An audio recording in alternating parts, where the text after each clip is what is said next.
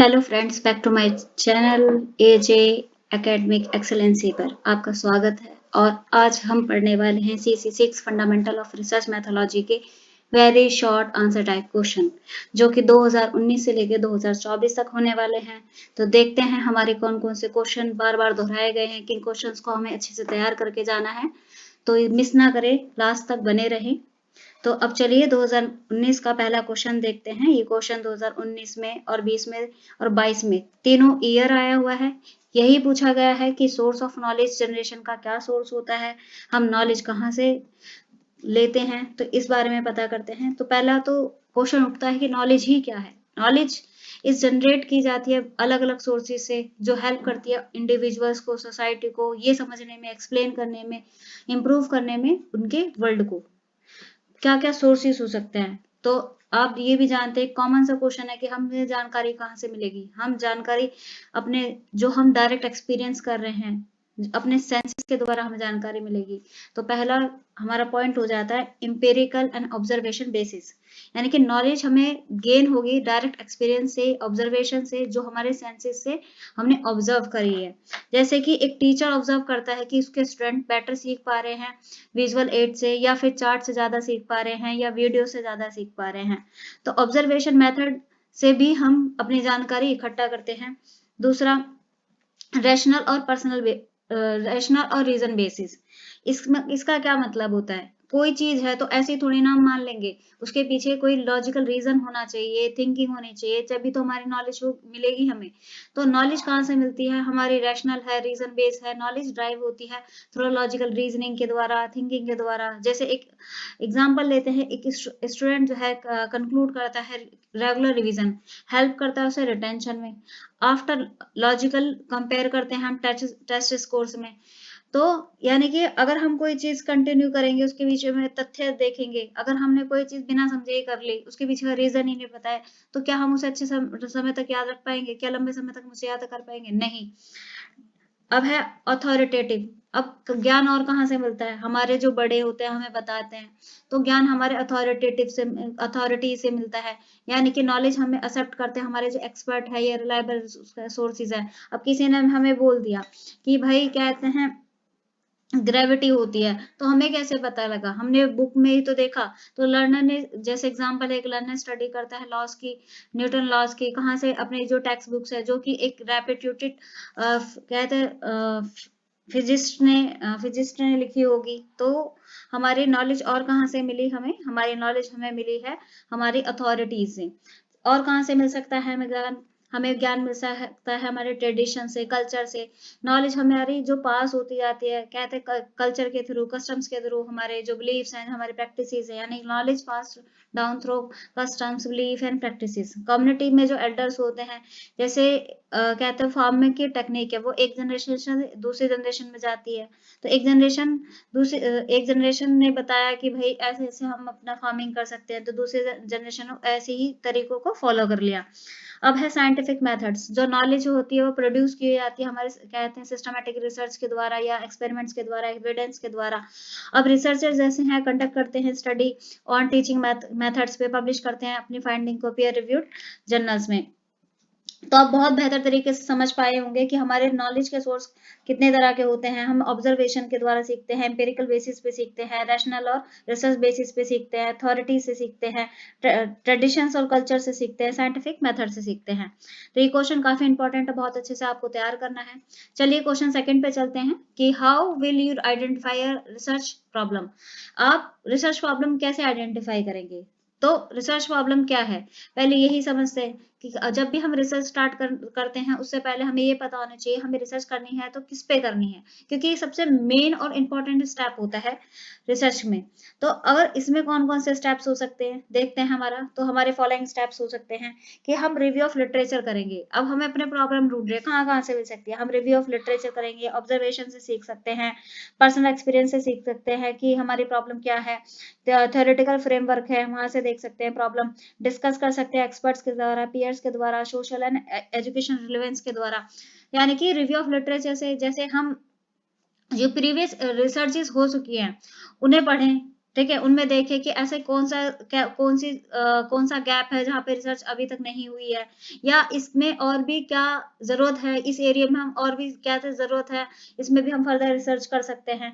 अब जैसे कि एक एग्जांपल लेते हैं रिव्यू ऑफ स्टडी क्या हमने ऑनलाइन लर्निंग का, उसमें हमने ये देखा कि जो है इस जैसे कि रूरल एरिया के जो बच्चे हैं, उनका जो स्टूडेंट का एक्सपीरियंस है उसकी कमी है, तो वहाँ पे हम रिसर्च कर सकते हैं। ऑब्जर्वेशन एंड पर्सनल एक्सपीरियंस पे देखते हैं, तो जो हमारी प्रैक्टिकल प्रॉब्लम्स है या ऑब्जर्वेशन से जब हम इंस्पायर होते हैं रिसर्च के लिए, टीचर ने नोटिस किया कि स्टूडेंट जो है स्ट्रगल कर रहे हैं सेल्फ स्टडी में, तो उन्होंने एक्सप्लोर करा इसका क्या कारण है।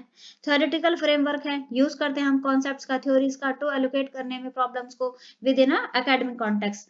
तो इसका एग्जाम्पल एक जैसे लिख सकते हैं कि अप्लाई करना जो पियाजे की थ्योरी है उसमें कॉग्निटिव डेवलपमेंट स्टेजेस दी है, तो वो डिफरेंट है क्लासरूम एनवायरनमेंट के हिसाब से। तो हमारी थ्योरीज में हमारा देख सकते हैं कि कहाँ का प्रॉब्लम आ रही है, एकेडमिक कॉन्टेक्स्ट में हम अपनी रिसर्च प्रॉब्लम ढूंढ सकते हैं, डिस्कशन कर सकते हैं अपने एक्सपर्ट्स और पेयर्स के साथ। अब जैसे अपने टीचर से, मेंटर से, प्रोफेशनल्स से, उनसे ये कहते हैं रिफाइन कर सकते हैं, जनरेट कर सकते हैं रिसर्च प्रॉब्लम को सोशल एंड एजुकेशन रिलेवेंस में। अब ऐसा थोड़ी ना है कि कोई भी कुछ भी लेकर बैठ जाओगे रिसर्च हो जाएगी हमारी, नहीं। रिसर्च ऐसी होनी चाहिए, क्योंकि हम रिसर्च किसके लिए कर रहे हैं, रिसर्च कर रहे हैं हमारी सोसाइटी में जो प्रॉब्लम्स आ रही है उनको उनका सॉल्यूशन प्रोवाइड करने के लिए, उन प्रॉब्लम को सॉल्व करने के लिए। The problem should be address real need और contribute to solving an issues in social society और एजुकेशन। अब बात करते हैं हाइपोथेसिस। ये क्वेश्चन बहुत ही इंपॉर्टेंट है, 2019 से 2024 तक कंटिन्यू आया है, कभी लॉन्ग में आया है, कभी शॉर्ट में आया है, कभी वेरी शॉर्ट में आया है। तो आप इसको बिल्कुल भी मिस ना करें कि हाइपोथेसिस क्या होते हैं, उसके कैरेक्टरिस्टिक क्या होते हैं, हाइपोथेसिस के टाइप क्या होते हैं, फॉर्मुलेशन क्या होता है। तो ये क्वेश्चन काफी पूछा गया है, तो यहाँ पे जैसे शॉर्ट में हमारा पूछा गया था कि इसका कैरेक्टरिस्टिक है, और यही क्वेश्चन हमारा इसमें कैरेक्टरिस्टिक जोड़कर और हाइपोथेसिस की डेफिनेशन फॉर्मुलेशन जोड़कर इसे लॉन्ग में कन्वर्ट कर दिया, जो 2024 में आया था। तो बात करते हैं कि हाइपोथेसिस है क्या। हाइपोथेसिस क्या है हमारे, इसके बारे में देखते हैं। तो हाइपोथेसिस एक हमारी टेंटेटिव स्टेटमेंट होती है, अजम्पशन होती है। ऐसा थोड़ी ना कुछ भी अज्यूम कर लेंगे हम, है ना। अजम्पशन हमारी प्रीवियस स्टडी के बेसिस पे तो होगी। तो ये एक टेंटेटिव स्टेटमेंट होती है, अजम्पशंस होती है, जो कि क्या देखती है, ये बताती है रिलेशनशिप किसी दो या दो से ज्यादा वेरिएबल के बीच में क्या रिलेशनशिप है, और उसको हम क्या करते हैं, टेस्ट करते हैं किसके द्वारा, रिसर्च के द्वारा। जैसे एक एग्जांपल लेते हैं, student who study with visual aids, जो विजुअल एड से स्टडी करते हैं बच्चे, वो ज्यादा परफॉर्म कर पाते हैं जो टेक्स्ट से पढ़ते हैं। तो हमारे दो वेरिएबल देख यहाँ पे। अब कैरेक्टरिस्टिक्स की बात करते हैं हाइपोथेसिस के, तो कैरेक्टरिस्टिक्स क्या होने चाहिए, क्लियर और प्रिसाइज होने चाहिए। यानी कि अब ऐसा थोड़ी ना है कि मतलब हमने कुछ भी बना लिया है, हमारे हाइपोथेसिस ऐसी होनी चाहिए जो एकदम क्लियर हो, जो समझ में आ रही हो। अब जैसे यहाँ पे एक एग्जाम्पल में हाइपोथेसिस बनाया कि जैसे यूज किया है हमने विजुअल एड्स का इंप्रूव करने के लिए स्टूडेंट का रिटेंशन, तो हमें इससे पता लग रहा है कि हम क्या, हमारी हाइपोथेसिस है, तो एक क्लियर होने चाहिए। एग्जाम्पल के लिए हमने ऐसा लिया है, अब टेस्टेबल एंड वेरीफाई कर पाए उसे। हम कहने का मतलब ये है कि अगर हमने हाइपोथेसिस बना लिया, उसे टेस्ट ही नहीं कर पाया, तो उसका क्या फायदा। तो हम जो टेस्ट करें अपने हाइपोथेसिस किसके द्वारा टेस्ट करेंगे, एक्सपेरिमेंट के द्वारा, ऑब्जर्वेशन के द्वारा। तो ये हमारी हाइपोथेसिस टेस्टेबल एंड वेरीफाइबल होनी चाहिए। बात करते हैं specific and limited in scope. अब हाइपोथेसिस ऐसा थोड़ी है कि मतलब ब्रॉड ले लिया है, ब्रॉड कॉन्सेप्ट है उसमें। भाई हमारी हाइपोथेसिस अगर हमारी पर्टिकुलर इशू से पे फोकस करेगी, अगर रिलेशनशिप पे फोकस करेगी, तभी तो हमें पता लग पाएगा ना कि हमारा जो पर्टिकुलर एरिया है किसमें हम रिसर्च कर रहे हैं। ऐसे तो कुछ भी हो सकता है। तो हमारी हाइपोथेसिस स्पेसिफिक होनी चाहिए, लिमिटेड होनी चाहिए स्कोप में। बात करते हैं बेस ऑन एग्जिस्टिंग नॉलेज पे। तो एक अच्छी हाइपोथेसिस वो होती है जो कि किसी जो हमारे ग्राउंडेड, जो हमारा एक उसका जो हाइपोथेसिस है उसकी एग्जिस्टिंग थ्योरीज हो, लिटरेचर्स हो, जो कि उसका आधार के रूप में काम करे। हम ऐसे ही थोड़ी ना कह सकते हैं भाई कुछ भी हाइपोथेसिस बना रही, हम बताए कि हाँ भाई इस आधार पे मैंने ये हाइपोथेसिस बनाई है। लॉजिकल और कंसिस्टेंसी के हिसाब से होनी चाहिए, यानी कि मतलब उसका कोई क्या, वो मेक सेंस लॉजिकली हो, अलाइन करे थ्योरेटिकल फ्रेमवर्क के साथ में। प्रोडक्टिव इन नेचर होनी चाहिए, यानी कि उसका कोई भी एक्सपेक्टेड आउटकम हो, और कहते रिलेशनशिप हो, कहते बिटवीन द वेरिएबल्स। तो इसका एक निमोनिक मैंने लिखा है, जिसको क्लिप एसटी लिखा है। तो क्लिप मतलब सी मतलब clear and precise, informed by existing knowledge, S मतलब specific and limited in scope, L मतलब लॉजिकल एंड कंसिस्टेंसी, पी मतलब productive in nature, and T means testable and verifiable. अब hypothesis कैसे बनाएंगे? अब हमने ये तो बता ही दिया कि हाइपोथेसिस क्या होती है। हाइपोथेसिस एक टेंटेटिव स्टेटमेंट होती है जो एजुकेट करती है, गेस करती है रिलेशनशिप एक दो या दो से ज्यादा वेरिएबल के बीच में। इसके साथ साथ वो हम उसे टेस्ट करते हैं अपने रिसर्च के द्वारा। तो अब हम हाइपोथेसिस बनाएंगे कैसे? तो उसके फॉलोइंग स्टेप्स है। तो आइडेंटिफाई करना प्रॉब्लम, पहले हमने प्रॉब्लम ढूंढ लिया। प्रॉब्लम हमारी कैसे होनी चाहिए? क्लियरली होनी चाहिए, डिफाइन होनी चाहिए, जो रिसर्च प्रॉब्लम या क्वेश्चन के रूप में। रिव्यू ऑफ लिटरेचर होना चाहिए। अब ऐसा थोड़ी ना हाइपोथेसिस ऐसे ही बना रहे हैं, हमने जो एग्जिस्टिंग रिसर्च है उसकी स्टडी किया, उसे समझा है किस कॉन्टेक्स्ट में है, तो उस कॉन्टेक्स्ट में हम अपनी हाइपोथेसिस बनाएंगे। हमारी वेरिएबल डिफाइन होनी चाहिए, यानी कि हम अपने ये डिफाइन कर पाए कि हमारे इंडिपेंडेंट वेरिएबल कौन सा है और डिपेंडेंट वेरिएबल कौन सा है। फिर हम क्या करेंगे? स्टेट करेंगे अपनी हाइपोथेसिस, जो फॉर्मुलेट करेगी एक क्लियर एंड टेस्टेबल स्टेटमेंट्स को। जैसे कि एक नीचे हाइपोथेसिस बनाई हुई है, ये हाइपोथेसिस है there is a significant relationship between study arts and academic performance. तो ये कौन सी हाइपोथेसिस है, आपको बता सकता है? तो ये हमारी एक अल्टरनेटिव हाइपोथेसिस है। अब जैसे हम कैसे पता लगाएंगे कि अल्टरनेटिव है या ये हमारी नल हाइपोथेसिस है? तो दो तरह की हाइपोथेसिस होती है, एक है नल हाइपोथेसिस और एक है अल्टरनेटिव हाइपोथेसिस। नल हाइपोथेसिस में वो ये कहते हैं कि इसका कोई रिलेशनशिप नहीं है। जैसे हम यहाँ पे अगर इसे अल्टरनेटिव नल हाइपोथेसिस बनाए तो हम यहाँ पे लिखेंगे there is no significant relationship between study hours and academic performance. कहने का मतलब ये है कि ये, इसका मतलब ये हुआ कि हमारा जो स्टडी आवर है और एकेडमिक परफॉर्मेंस का कोई भी संबंध नहीं है। लेकिन अल्टरनेटिव हाइपोथेसिस कहती है कि हाँ कोई संबंध है, यानी कि अगर हम जितने घंटे पढ़ेंगे तो हमारे जो एकेडमिक परफॉर्मेंस है वो उतनी अच्छी होगी। तो एक गुड हाइपोथेसिस क्या होती है? एक गुड हाइपोथेसिस हमारी क्लियर होती है, टेस्टेबल होती है, बेस होती है प्रीवियस रिसर्च और थ्योरीज पे। आइए बात करते हैं क्वेश्चन नंबर 4 पे, जो डिस्क्राइब करता है डिफरेंट टाइप ऑफ वेरिएबल्स। तो वेरिएबल्स क्या होते हैं? तो हम बात करते हैं वेरिएबल्स क्या होते हैं। तो हमारे जो वेरिएबल्स होते हैं, वेरिएबल्स एनी कैरेक्टरिस्टिक्स हो सकते हैं, क्वालिटीज हो सकती है, क्वांटिटीज हो सकती है। इसके साथ साथ वेरिएबल्स क्या है? वेरिएबल्स हमारे मेजर किए जा सके, कंट्रोल किए जा सके, चेंज किए जा सकते, किसमें? अब इन अ रिसर्च स्टडी में। ये इसके साथ साथ वो वेरी कर सकते हैं पर्सन के हिसाब से। किससे वेरी हो सकते हैं? हमारे पर्सन के हिसाब से, सिचुएशन के हिसाब से, ऑब्जेक्ट के हिसाब से टू अनदर। एग्जाम्पल में हमारे कौन कौन से वेरिएबल्स है? जैसे एज है, जेंडर है, एकेडमिक परफॉर्मेंस है, टीचिंग मेथड्स है। इसके साथ साथ अब देखिए कितने टाइप्स के वेरिएबल्स होते हैं। तो हमारे टाइप्स देखते हैं, तो हमारे इंडिपेंडेंट वेरिएबल होता है, डिपेंडेंट होता है, कंट्रोल वेरिएबल होता है, एक्स्ट्रा मॉडरेट वेरिएबल होता है, मेडिएटर वेरिएबल होता है। तो कई तरह के वेरिएबल होते हैं। तो इंडिपेंडेंट वेरिएबल क्या है? आइए इसको समझते हैं। तो हमारे इंडिपेंडेंट वेरिएबल में क्या होता है? ये मैनिपुलेट करते हैं और चेंज करते हैं टू ऑब्जर्व इट्स इफेक्ट। भाई देखें, इंडिपेंडेंट वेरिएबल क्या है? जिसमें हम मैनिपुलेट करते हैं, चेंज करते हैं और उसका ऑब्जर्व करते हैं कि इसका क्या प्रभाव पड़ेगा। जैसे टीचिंग मेथड्स लेते हैं, जैसे हमारा लेक्चर वर्सेस एक्टिविटी मेथड। हम ये देख रहे हैं कि भाई अगर हम अपने लेक्चर मेथड का इस्तेमाल कर रहे हैं तो हमारा उसका क्या इफेक्ट पड़ने वाला है, अगर हम एक्टिविटी बेस क्या मेथड का यूज करें तो उसका क्या प्रभाव पड़ने वाला है। तो ये हमारा इंडिपेंडेंट वेरिएबल है। आइए फिर देखते हैं हमारा डिपेंडेंट वेरिएबल। डिपेंडेंट वेरिएबल क्या होता है? डिपेंडेंट वेरिएबल जो इंडिपेंडेंट वेरिएबल में हमने चेंज किया था उसी का आउटकम हमारा कहते हैं किस पे दिखता है? डिपेंडेंट वेरिएबल पे। तो ये आउटकम है, हमारा इफेक्ट है जो मेजर किया जाता है किसके रिस्पॉन्स में? ये कि जो हमने डिपेंडेंट वेरिएबल में चेंज किया था उसके रिस्पॉन्स में। अब जैसे कि हमने, जैसे हमारा स्टूडेंट्स की एकेडमिक परफॉर्मेंस, अब भाई हम लेक्चर मेथड यूज कर रहे हैं तो उससे कहते हैं क्या प्रभाव पड़ रहा है बच्चों के एकेडमिक परफॉर्मेंस पे, या फिर हम एक्टिविटी बेस्ड मेथड यूज कर रहे हैं तो उसका क्या इफेक्ट पड़ रहा है हमारे स्टूडेंट्स की एकेडमिक परफॉर्मेंस पे। दूसरा, अब तीसरा हमारा देखते हैं कंट्रोल्ड वेरिएबल। कंट्रोल वेरिएबल क्या होता है? ये वेरिएबल्स क्या क्या ये कीप कांस्टेंट, ये कांस्टेंट रखे जाते हैं। हम ये इंश्योर करते हैं कि इसका कोई इफेक्ट नहीं पड़ता आउटकम पे।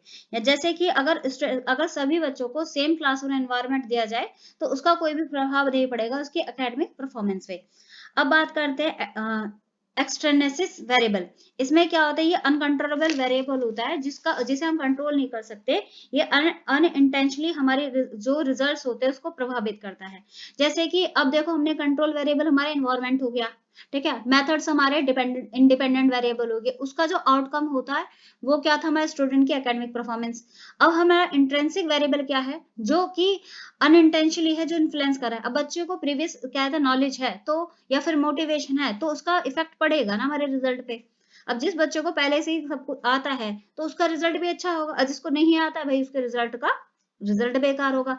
तो कहने का मतलब वह है कि जो हम जिसे कंट्रोल नहीं कर सकते, ये अनइंटेंशनली हमारे रिजल्ट को प्रभावित करता है। मॉडरेटर वेरिएबल की बात करते हैं। तो मॉडरेटर वेरिएबल क्या होता है, तो ये अफेक्ट करता है हमारी स्ट्रेंथ और डायरेक्शंस को। यानी कि ये वेरिएबल जो है हमारी अफेक्ट करता है हमारी स्ट्रेंथ और डायरेक्शन को। किसके बीच में, डायरेक्शंस के बीच में रिलेशनशिप देखता है, कहते हैं इंडिपेंडेंट और डिपेंडेंट वेरिएबल में। जैसे कि हमारा जो जेंडर जो है might influence how effective are teaching method. अब इंटरवेनिंग और मिडरेटर वेरिएबल देखते हैं। ये वेरिएबल एक्सप्लेन करता है रिलेशनशिप बिटवीन इंडिपेंडेंट और डिपेंडेंट वेरिएबल के बीच में।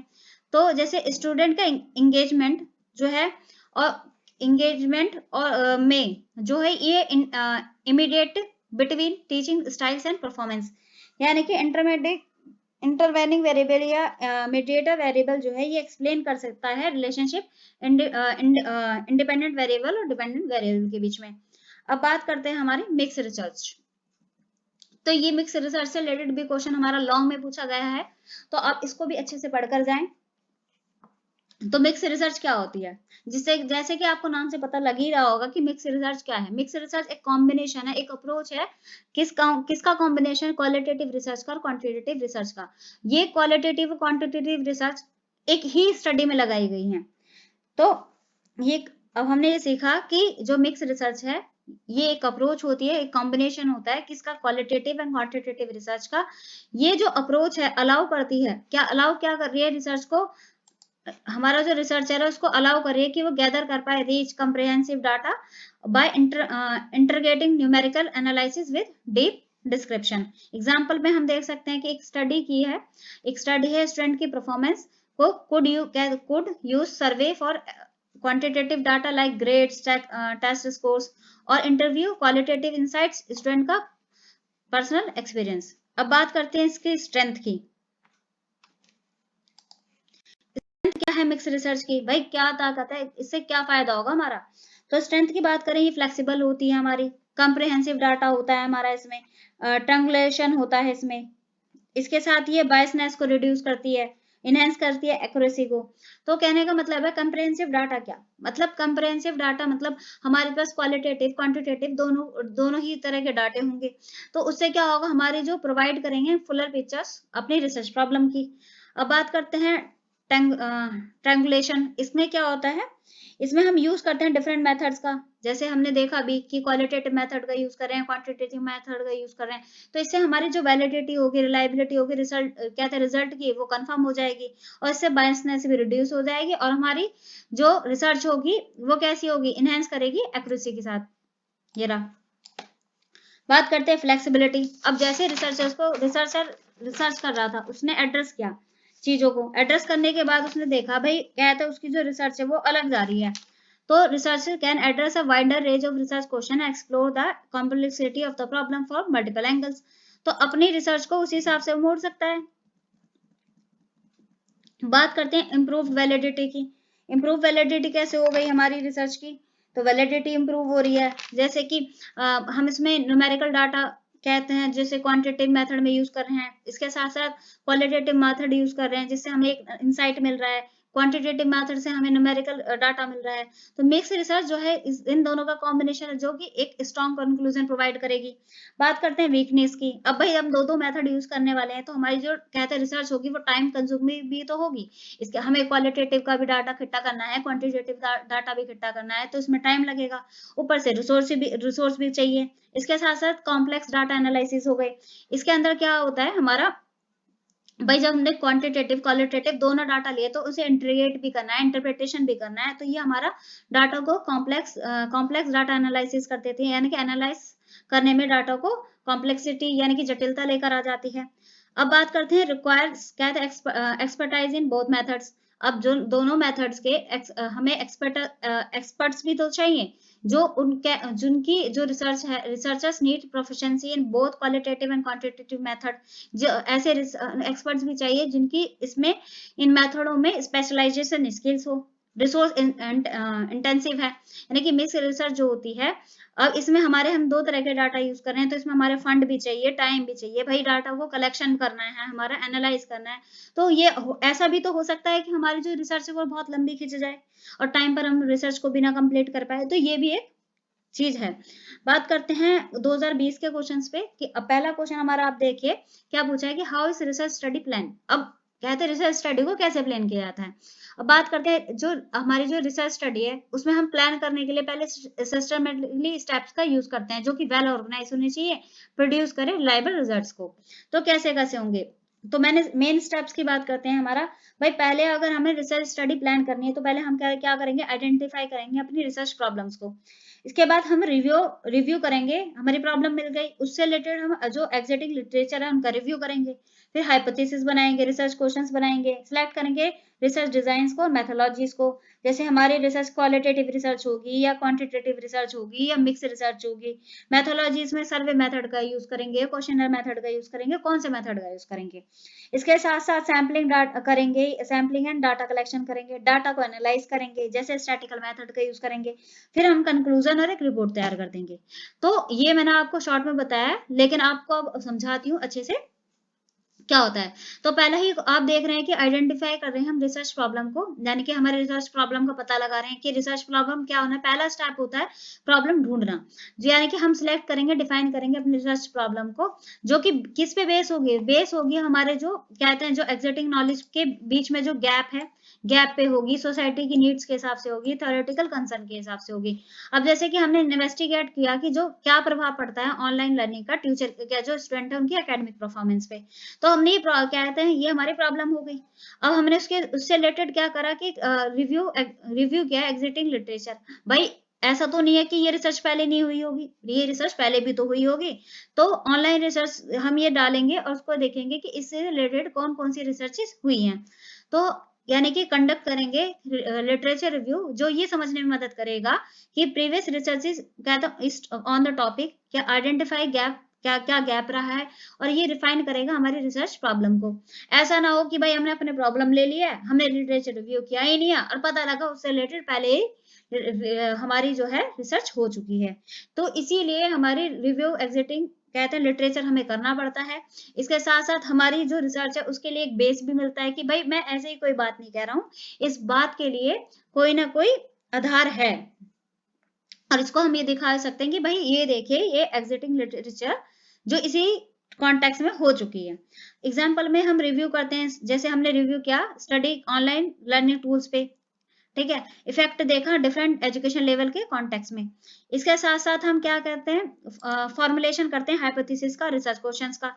अब भाई हमने एग्जिस्टिंग लिटरेचर रिव्यू कर लिया, इसके साथ साथ अब रिसर्चर क्या करेगा, हाइपोथेसिस बनाएगा, क्वेश्चन बनाएगा अपनी प्रॉब्लम को आइडेंटिफाई करने के लिए। जो जो प्रॉब्लम वो आइडेंटिफाई करेगा ये गाइड करेगी रिसर्चर्स को, यानी कि हाइपोथेसिस जैसे student who use interactive online learning tools perform better than those कहते who use traditional method। यानी कि जैसे कि ये हाइपोथेसिस बनी है कि जो भाई ट्रेडिशनल मेथड यूज करते हैं उससे ज्यादा ऑनलाइन लर्निंग टूल वालों के जो इंटरेक्टिव में जो है परफॉर्मेंस बहुत ज्यादा इंप्रूव हो जाती है। अब बात करते हैं selecting the research design and methodology. अब चूज करते हैं हम अप्रोप्रिएट रिसर्च डिजाइन को, जैसे क्वालिटेटिव रिसर्च है, क्वांटिटेटिव रिसर्च है, मिक्स रिसर्च है, कौन सी हमारी रिसर्च है। मेथोलॉजीज में सर्वे मेथड का यूज करेंगे, भाई केस स्टडी का यूज करेंगे, एक्सपेरिमेंट मेथड का यूज करेंगे। इसके साथ ये ऑब्टेन ये इंपॉर्टेंट कहता है ऑब्टेन करती है हमारी वैलिड डाटा को। जैसे हमने चूज किया कि सर्वे मेथड का यूज करेंगे, डाटा जो गैदर करने में डाटा क्या कहते हैं स्टूडेंट के परफॉर्मेंस को इन डिफरेंट सेटिंग्स में। अब बात करते हैं सैम्पलिंग एंड डाटा कलेक्शन। अब सैम्पलिंग और डाटा कलेक्शन क्या है, बात करते हैं इसमें कि डिसाइड करते हैं हम अपना सैंपल साइज। भाई सैंपल साइज हमारा कि हम 200 लोगों का डाटा इकट्ठा करेंगे, 600 का करेंगे, 800 करेंगे, तो ये हमारा सैंपल साइज हो गया। पॉपुलेशन कौन सी होगी हमारी, ठीक है, हमारे सैंपल्स टेक्निक्स क्या होंगे, हम रैंडमली सैंपल रैंडमली लेंगे, सर्टिफाइड लेंगे या स्नोबॉल सैंपलिंग लेंगे। तो ये हमारे डाटा को रिप्रेजेंटेटिव बनाए इंश्योर करेगी। रिसर्चर जो है इसके रिसर्चर देन कलेक्ट करता है डाटा कौन कौन से टूल का इस्तेमाल करके? सर्वे, इंटरव्यू या ऑब्जर्वेशन के द्वारा। अब सैंपल की बात करें, जैसे यहाँ पे सिलेक्ट किया हमने रैंडम सैम्पलिंग मेथड का यूज करा, 200 क्या कहते हैं स्टूडेंट का हमने सैंपल साइज रखा है इसको, और हमने हमने जो उसके साथ जो हमने कहते हैं टूल, कहते हैं क्या टूल लिया है भाई, डाटा कैसे कलेक्ट करेंगे? क्वेश्चनर के द्वारा। अब बात करते हैं डाटा एनालाइज के द्वारा। डाटा एनालाइज कैसे करेंगे? तो वंस डाटा कलेक्ट, अब अगर हमारा डाटा कलेक्ट हो गया है तो हम हमारे जो स्टैटिकल और जो मेथड्स है उनको एप्रोप्रिएट यूज करके एनालाइज करेंगे अपने डाटा को। ये मेथड जो है, ये जो स्टेप है, हेल्प करता है आंसर करने में। हमारे जो आंसर करेगा रिसर्च के जो क्वेश्चन है, जो हमने हाइपोथेसिस बनाए थे, उनको टेस्ट करने में मदद करेगा। अब जैसे एग्जांपल में ले सकते हैं कि एनालाइज किया सर्वे रिस्पॉन्सेज को, हमने स्टैटिकल सॉफ्टवेयर का यूज करा और उसमें एक्सेस की कहते हैं परफॉर्मेंस डिफरेंसेस को। अब हमारी सब कुछ हो गया, डाटा भी एनालाइज कर लिया हमने, आइडेंटिफाई प्रॉब्लम भी कर लिया, रिव्यू भी लिटरेचर कर लिया, हाइपोथेसिस बना लिए, क्वेश्चंस भी हो गए हमारे, डिजाइन्स भी हमने सिलेक्ट कर लिए, मेथोडोलॉजी भी कर ली, सैंपल भी इकट्ठा कर लिया, उसको एनालाइज भी कर लिया। अब भाई इसको आता है लास्ट में कंक्लूजन। अब कंक्लूजन बनाएंगे, रिपोर्ट बनाएंगे। अब हमने जो डाटा एनालाइज किया उसके आधार पर रिसर्चर कंक्लूजन बनाएगा, एक रिपोर्ट तैयार करेगा, उसमें ये बताएगा कि उसने क्या ढूंढा, किस चीज को इम्प्लीमेंट किया जा सकता है, और क्या क्या फर्दर रिसर्च इस एरिया में हो सकती है। आइए बात करते हैं हमारा थर्ड क्वेश्चन हमारा क्या है? पर्पस क्या है रिव्यू ऑफ लिटरेचर के? भाई क्यों कर रहे हैं लिटरेचर रिव्यू हम? क्या कारण है? ऐसे ही कर रहे हैं क्या, मतलब टाइम पास के लिए? नहीं। रिव्यू ऑफ लिटरेचर क्या होता है पहले ये समझते हैं। रिव्यू ऑफ लिटरेचर एक सिस्टमेटिकली हम रीड करते हैं, एनालाइज करते हैं, समराइज करते हैं एग्जिटिंग रिसर्च को, जो कि स्कॉलरली राइटिंग्स होती है रिलेटेड, जो कि जिन्होंने रिसर्चर ने, जो स्कॉलर्स हैं उन्होंने राइटिंग की है रिलेटेड टू स्पेसिफिक, जो हमारे रिसर्च टॉपिक से रिलेटेड या प्रॉब्लम से रिलेटेड। तो ये क्यों कर रहे हैं भाई? भाई लिटरेचर रिव्यू कर ही क्यों रहे हैं हम? तो इसका कारण है, तो क्या कारण है? हम अंडरस्टैंडिंग होती है what has already been study, मतलब पहले क्या पढ़ा चुका है, क्या अध्ययन हो चुका है, हमें ये पता लग जाता है। हमारी एक रिसर्चर की समझ विकसित हो जाती है कि भाई इस एरिया में स्टडी हो चुकी है, हमें अपना गैप पता लग जाता है।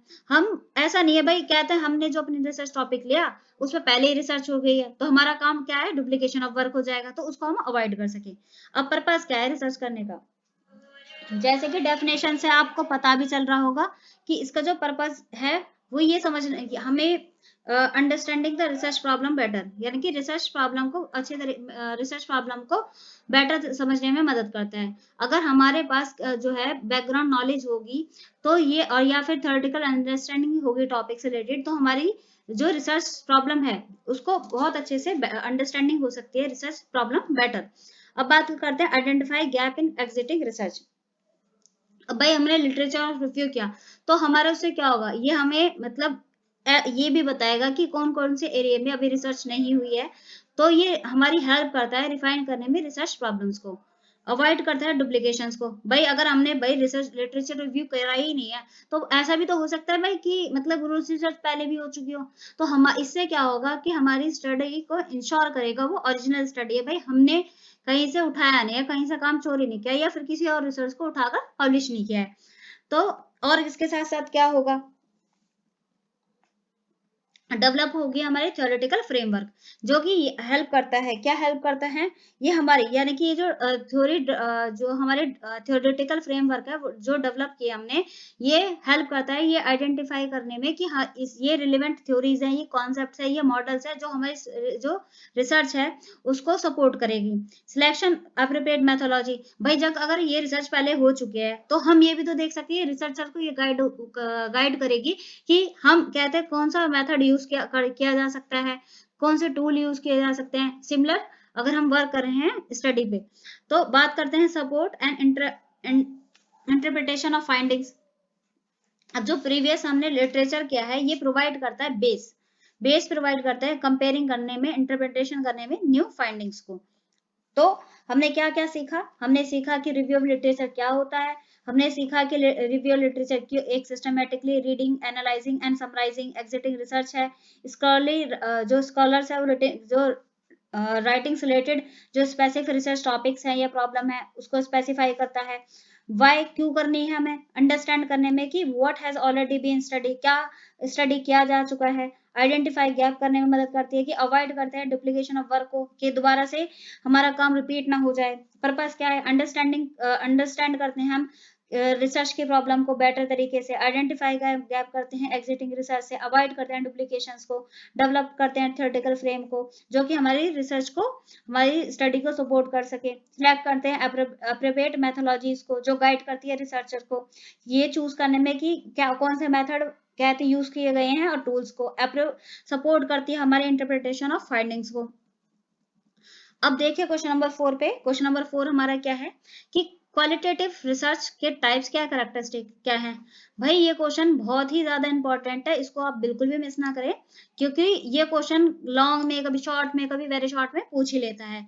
जैसे कि यहाँ पे दे रखा है क्वालिटेटिव, वो आपको डिफरेंस भी देता है कि क्वालिटेटिव और क्वांटिटेटिव रिसर्च में क्या डिफरेंस होता है।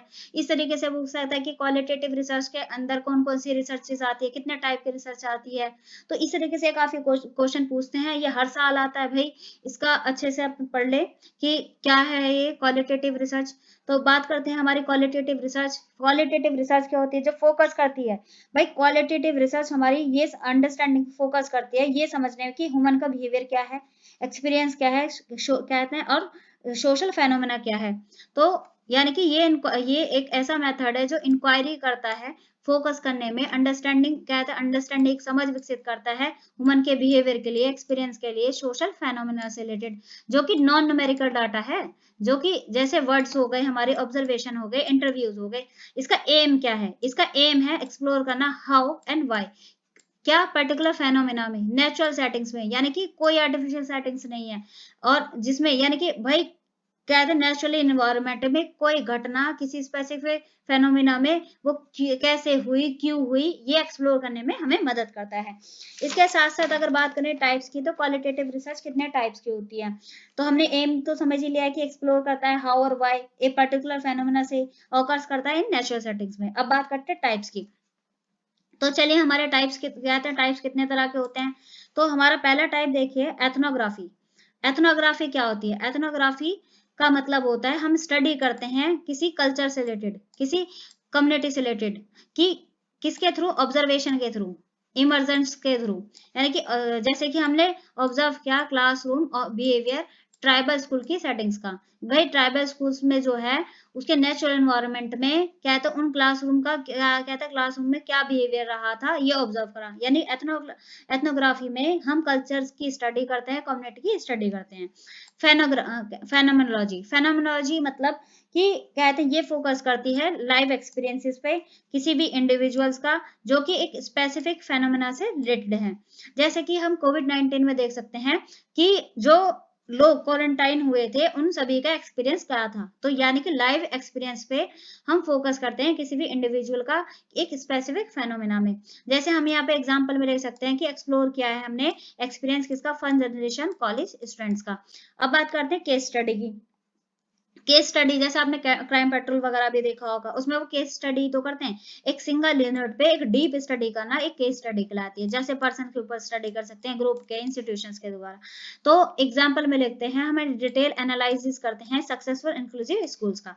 अब है ग्राउंडेड थ्योरी। अब ग्राउंडेड थ्योरी क्या करती है, ये डेवलप करती है थ्योरी के बेसिस पे on the data collection, data collected from participants. यानी कि ये डेवलप कर रही है थ्योरी बेस, किसको बेस बना के, ऑन डाटा, डाटा कलेक्शन पे फ्रॉम पार्टिसिपेंट्स, यानी कि पार्टिसिपेंट से उसने डाटा कलेक्ट किया है, डेवलप किया है एक थ्योरी। जैसे creating a theory on teacher motivation from classroom interview.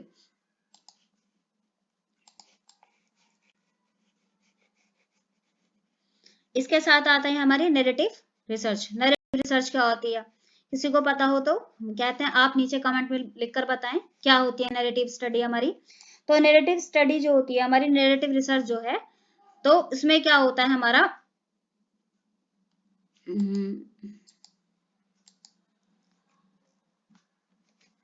एक मिनट रुकिए।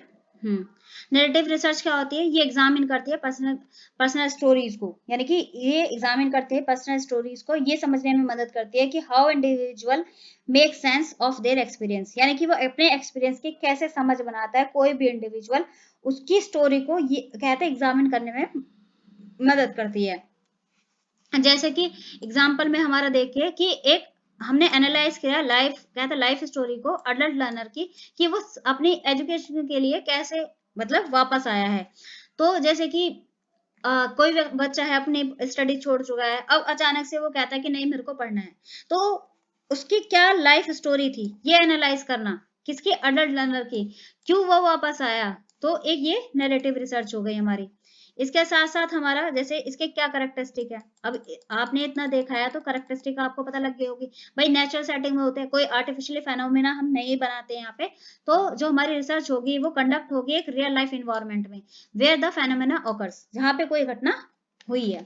बात करते हैं ये पार्टिसिपेंट सेंटर होती है, यानी कि हम इसमें फोकस करते हैं हमारे जो पार्टिसिपेंट है उसके परस्पेक्टिव्स को, उसके मीन्स को, यानी कि मीनिंग्स को।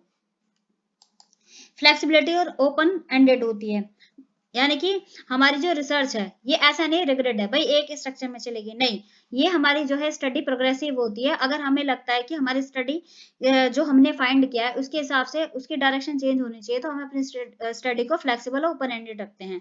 अब बात करते हैं ये डिस्क्रिप्टिव होती है और इंटरप्रेटेटिव होती है, यानी कि हम यहाँ पे यूज करते हैं रिच डिटेल डिस्क्रिप्शन, यानी कि मतलब डिटेल में ही तो पूछ रहे हैं कि हमने जो जो हमारे डिटेल डिस्क्रिप्शन है इंटरप्रिटेशन करते हैं रेदर देन नंबर्स में नहीं करते हम ये, क्योंकि जब भी तो इसका नाम क्वालिटेटिव रिसर्च है ना, ये इंडक्टिव रिसर्च है। इंडक्टिव रिसर्च में सॉरी इंडक्टिव रीजनिंग है, तो इसे टॉप कहते हैं बॉटम अप अप्रोच कहते हैं हम इसे। तो इसमें क्या होता है, हम डेवलप करते हैं पैटर्न और थ्योरीज को, और कहाँ पे स्पेसिफिक ऑब्जर्वेशन, कैसे? स्पेसिफिक ऑब्जर्वेशन के द्वारा। होलिस्टिक अप्रोच होती है यहाँ पे, ऐसा नहीं कि नॉट आइसोलेटेड कहता है आइसोलेटेड वेरिएबल, हाँ भाई कंसीडर करते हैं हम whole context of the study को, यानी स्टडी के होल कॉन्टेक्स्ट को। इसके साथ साथ अब देखिए हमारा क्वेश्चन नंबर 5 पे हमारा आते हैं कि राइट डाउन द प्राइमरी और secondary source of information in historical research. तो ऐतिहासिक जो हमारे शोध में जानकारी के प्रथम और द्वितीयक स्रोतों को लिखिए। तो हमारे क्या मतलब सोर्स हो सकते हैं, यानी कि हिस्टोरिकल रिसर्च में हमारे क्या कौन से सोर्स हो सकते हैं जहां से हम इंफॉर्मेशन कलेक्ट करें। तो एक प्राइमरी सोर्स होता है, एक होता है हमारा सेकेंडरी सोर्स। प्राइमरी सोर्स क्या होता है? प्राइमरी सोर्स जैसे कि आप नाम से समझ रहे हैं कि ओरिजिनल होगा, फर्स्ट हैंड रिकॉर्ड होगा, जो कि क्रिएट किया जाएगा, कब किया जाएगा? At the time of event, event के टाइम पर किसी इंडिविजुअल के द्वारा जिसका डायरेक्ट एक्सपीरियंस होगा। ये डायरेक्ट एविडेंस प्रोवाइड करती है, और ये इंपॉर्टेंट होता है कि किसके लिए? हमारी जो स्टडी है उसकी ऑथेंटिक कहते हैं हिस्टोरिकल स्टडी के लिए। अब कहाँ से हम प्राइमरी अपना डाटा कलेक्ट करेंगे? भाई प्राइमरी डाटा कलेक्ट करने के लिए एग्जांपल्स के लेते हैं हम कि हमारे कहते हैं ऑफिशियली डॉक्यूमेंट्स हो सकते हैं, जैसे गवर्नमेंट के रिकॉर्ड्स हो गए, हमारे ट्रीटीज हो गई, लेटर्स हो गए, डायरीज हो गए, कहते हैं ऑटोबायोग्राफीज हो गई, फोटोग्राफ्स हो गए, स्पीच हो गए, मैन्युस्क्रिप्ट्स हो गए, कोड्स हो गए, कोर्ट के रिकॉर्ड हो गए, इंस्क्रिप्शंस हो गए, आर्टिफैक्ट्स हो गए, न्यूज़पेपर हो गए जो उस इवेंट पे हमारे पब्लिश किए गए थे, आई विटनेस होंगे, या फिर हमारे ओरल हिस्टोरीज होंगी। इसके साथ साथ सेकेंडरी सोर्स है हमारा। सेकेंडरी सोर्स कौन से हैं? जैसे दीज आर इंटरप्रिटेशंस और एनालाइज बेस्ड ऑन कहते हैं प्राइमरी सोर्सेज, यानी कि एनालाइज किया जाता है कहते हैं कहाँ से? Base on primary sources, create किए जाते हैं by people not directly involve in the event, event में डायरेक्टली इन्वॉल्व हम नहीं होते हैं, हम क्रिएट करते हैं इसे कहते हैं पीपल्स के द्वारा, एनालाइज करते हैं प्राइमरी सोर्स को। ठीक है, ये हेल्प करता है अंडरस्टैंडिंग करने में ब्रॉडर कॉन्टेक्स्ट को, और इम्पोर्टेंस बताता है हमारे हिस्टोरिकल फैक्ट्स को। अब भाई अब ताजमहल देखने जा रहे हैं, भाई वहां पे हमारे जो वहां के जो वहां पे जो गाइड है, अच्छा ऐसा कोई गाइड मिल गया वहां पे हमें, उसने बताया कि भाई नहीं ऐसा हुआ था यहाँ पे ताजमहल के लिए, या वैसा हुआ था, तो हम वहां पे क्या करेंगे? हम जो अपनी जैसे हिस्टोरिकल कहते हैं हिस्ट्री की टेक्स्ट बुक्स है उन्हें देखेंगे। बिब्लियोग्राफी ऐसा नहीं है कि सब्जेक्ट ने खुद लिखी हुई है, बिब्लियोग्राफी वो होती है जो सब्जेक्ट खुद नहीं लिखता है, ये किसी और व्यक्ति के द्वारा लिखी जाती है। हिस्टोरिकल रिसर्चेस देखेंगे, जर्नल्स देखेंगे, इनक्लोपीडिया देखेंगे, डॉक्यूमेंट्रीज देखेंगे, या फिर कहते हैं स्कॉलरली क्रिटिज्म्स देखेंगे हमारे। इसके नोट में क्या है हमारा? चलिए देखते हैं नोट में कि जो हमारे इतिहासकार हैं वो रिलाई करते हैं दोनों ही सोर्सेस, कहते हैं दोनों तरह के सोर्सेस पे जो रिकंस्ट्रक्ट पर, यानी कि दोबारा से पास्ट को रिकंस्ट्रक्ट कर सके। प्राइमरी सोर्स जो है कहते हैं रो डाटा होता है, सेकेंडरी सोर्स जो होता है वो प्रोवाइड करता है कॉन्टेक्स्ट में और इंटरप्रिटेशन में। ठीक है, ये बहुत टाइप जो है दोनों टाइप के जो सोर्सेस होते हैं ये बहुत ही इसेंशियल होते हैं हमारी कहते हैं कंस्ट्रक्टिंग करने में वेल राउंड हिस्टोरिकल नैरेटिव्स में।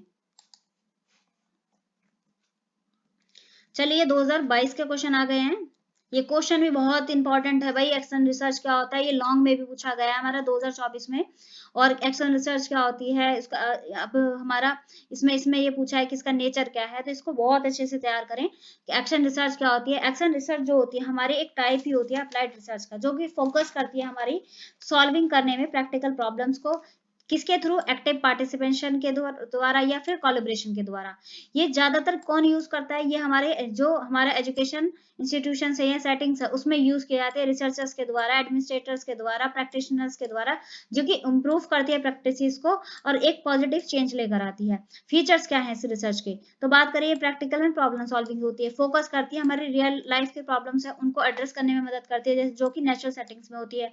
ये पार्टिसिपेटरी एंड कोलैबोरेटिव होती है, यानी कि इसमें हमारे teachers, students, other stakeholders कहते हैं रिसर्च प्रोसेस में इन्वॉल्व होते हैं। इसके साथ ये साइक्लिक प्रोसेस होती है, मतलब ये कंटिन्यू चलती रहती है, जैसे प्लान करना, एक्ट करना, ऑब्जर्व करना, रिफ्लेक्ट करना, रिवाइज करना, फिर से प्लान करना, फिर एक्ट करना, फिर ऑब्जर्व करना, रिफ्लेक्ट करना और ऑब्जर्व करना। जैसे कि ये वाला जो साइक्लिक प्रोसेस है ना, ये बहुत ही पूछा जाता है तुम्हारा रिसर्च के क्वेश्चंस में कि इसे सिक्वेंस में लगाए, तो इसको एक ट्रिक है हमारी PAOR। ठीक है, ये इतना आता है रिसर्च में हमारा जो नेट के क्वेश्चन में कि प्लान, एक्ट, ऑब्जर्व और रिफ्लेक्ट। अब है रिफ्लेक्टिव प्रैक्टिस, यानी कि ये इंकरेज करती है सेल्फ इवैल्यूएशंस पे और इसके साथ इंप्रूव करती है अपने ही काम को, कहते हैं काम को या टीचिंग को। भाई हमने पढ़ाया, पढ़ाने के बाद हमने ये खुद का मूल्यांकन, यानी कि ये रिफ्लेक्टिव प्रैक्टिस कैसे है कि खुद को ही मूल्यांकन करने में इंकरेज करती है, इंप्रूव करती है हमारा जो काम है उसको और टीचिंग को। ये कॉन्टेक्स्ट स्पेसिफिक होती है। अब कॉन्टेक्स्ट स्पेसिफिक कैसे है बताओ, तो कॉन्टेक्स्ट स्पेसिफिक ये इस तरीके से है हमारी कि जो ये संदर्भ विशिष्ट होती है, ये कंडक्ट की जाती है स्पेसिफिक सेटिंग्स में और इसका जो result are relevant to the particular context, यानी कि रिलेवेंट होना चाहिए, इसका रिजल्ट एक पर्टिकुलर कॉन्टेक्स्ट में रिलेवेंट होता है। अब ये इमीडिएट एप्लीकेशंस होती है, इसे इमीडिएटली अप्लाई कर देते हैं।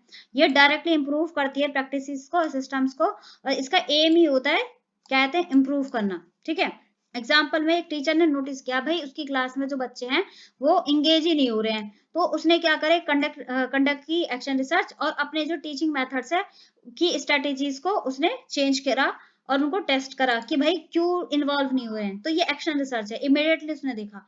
तो अब बात करते हैं क्वेश्चन नंबर 3 पे, तो क्वेश्चन नंबर 3 हमारा क्या है, ये हमारा है significance of delimitation of research problem, यानी कि एक शोध समस्या के लिए हम डिलिमिटेशन क्यों महत्वपूर्ण भूमिका निभाती है। भाई डिलिमिटेशन क्यों जरूरी है, तो बात करते हैं इस पे। डिलिमिटेशंस होती क्या है पहले ये समझते हैं। डिलिमिटेशंस एक जो है ये बाउंड्रीज होती है, लिमिट करती है रिसर्चर्स, कहते हैं जो कहते हैं बाउंड्रीज होती है, लिमिटेशंस होती है जो सेट की जाती है रिसर्चर्स के द्वारा, जो नैरो करती है उसकी स्टडी के स्कोप को, यानी कि छोटा कर देती है। ये डिफाइन करती है what the study will cover, क्या उसकी स्टडी कवर कर रही है और क्या उसकी स्टडी कवर नहीं कर रही है। ये हेल्प करती है कि कहते हैं रिसर्चर को एक फोकस करने में, एक मैनेजेबल उसके रिसर्च को मैनेज करने में। अब इसकी बात करें कि इसके इंपॉर्टेंस क्या है हमारी, तो इसकी इंपॉर्टेंस क्या है डिलिमिटेशंस की। भाई जैसे कि हमें पता लग गया है, भाई कहते हैं इंश्योर करती है फोकस स्टडी को, भाई सुनिश्चित कर देती है कि हमारी स्टडी को फोकस करती है। भाई हम इस एरिया में हमने कहते हैं इसमें हमने डिलिमिटेशन लिख दिया है कि जैसे हमारी रिसर्च सिर्फ गाजियाबाद में होगी तो हम मेरठ क्यों जाएंगे। ठीक है, तो ये हमारी कहते हैं फोकस करने में मदद, यानी कि रिसर्चर को कंसंट्रेट करने में मदद करती है कि स्पेसिफिक एस्पेक्ट में कहते हैं प्रॉब्लम से रिलेटेड, या अवॉइड करती है अननेसेसरी इन्फॉर्मेशन के लिए। भाई हमने अगर हमारी कहते हैं लिमिट नहीं है, हमारे कहते हैं रिसर्च का स्कोप नैरो नहीं है, तो भाई हम तो डाटा फिर इकट्ठा ही करते रह जाएंगे, है ना, हमारी रिसर्च तो कभी कंप्लीट होगी ही नहीं। तो ये इंश्योर करती है फोकस करने में स्टडी को। इस पर इसके साथ साथ ही कहते हैं हमारा टाइम सेव करती है, रिसोर्सेज करती है। भाई हमारे अगर कहते हैं रिसर्च का स्कोप नैरो होगा तो ये इजी मैनेजेबल होगी, डाटा हम आसानी से कलेक्ट कर पाएंगे, एनालाइज कर पाएंगे, रिपोर्ट कर पाएंगे एक लिमिटेड टाइम में और रिसोर्सेज के साथ में, क्योंकि रिसोर्सेज भी तो हमारे पास लिमिटेड ही है। अब बात करते हैं इंक्रीज कर दिया क्लैरिटीज को, मतलब ये हमारे क्लियर करती है बाउंड्रीज को, कहते हैं पर्पस की, ठीक है, ऑब्जेक्टिव्स की, डायरेक्शंस की, जो कि स्टडी के मोर अंडरस्टैंडेबल बनाती है रिसर्चर्स के लिए और इवेल्युएटर्स के लिए। भाई अगर हमारी रिसर्च क्लियर ही नहीं है तो जो रीडर्स हैं जो उसे पढ़ रहे हैं तो उसको समझ में कैसे आएगी कि हमारी रिसर्च कहाँ है, किस डायरेक्शन में जा रही है, इसका ऑब्जेक्टिव क्या है, इसका पर्पस क्या है। तो ये हमारी रिसर्च को कहते हैं इंक्रीज करती है क्लियरिटीज को, ठीक है। इसके बाद अवॉइड करती है एम्बिग्यूटी, यानी कि डिलिमिटेशन जो होती है रिड्यूस करती है कंफ्यूजन को, यानी कि रिसर्चर्स को कंफ्यूज होने से, यानी कि वो इंश्योर कर पाए अपनी कंसिस्टेंसी इन डाटा कलेक्शन में, इनहेंस करती है वैलिडिटी को। भाई अगर हमारी रिसर्च क्या है वेल डिफाइन होगी, हमारे वेरिएबल्स वेल डिफाइन है तो हमारा रिजल्ट मोर एक्यूरेट होगा और एक स्पेसिफिक कंटेंट के लिए रिलेवेंट भी होगा, यानी कि हमारी वेल डिलिमिटेड स्टडी जो होती है डिफाइन करती है वेरिएबल्स के साथ और कहते हैं more accurate relevant to specific context में। अब बात करते हैं कि अब देखिए फिर से वही क्वेश्चन है ना, बट थोड़ा दूसरी तरीके से पूछ लिया है कि स्ट्रेंथ क्या है क्वालिटेटिव, कहते हैं क्वालिटेटिव रिसर्च अप्रोचेस की। अब क्या स्ट्रेंथ है भाई, तो बात करते हैं कि क्यों कर रहे हैं भाई, किस लिए कर रहे हैं, इसकी कुछ तो एडवांटेजेस, स्ट्रेंथ बोल लो या एडवांटेजेस बोल लो, वही बात है। भाई इसका हम कहते हैं क्वालिटेटिव रिसर्च है तो भाई इन डेप्थ अंडरस्टैंडिंग हमारी बिल्ड हो रही है। भाई किसी भी पर्टिकुलर कॉन्टेक्स्ट में हमारी एक डीप अंडरस्टैंडिंग हो रही है।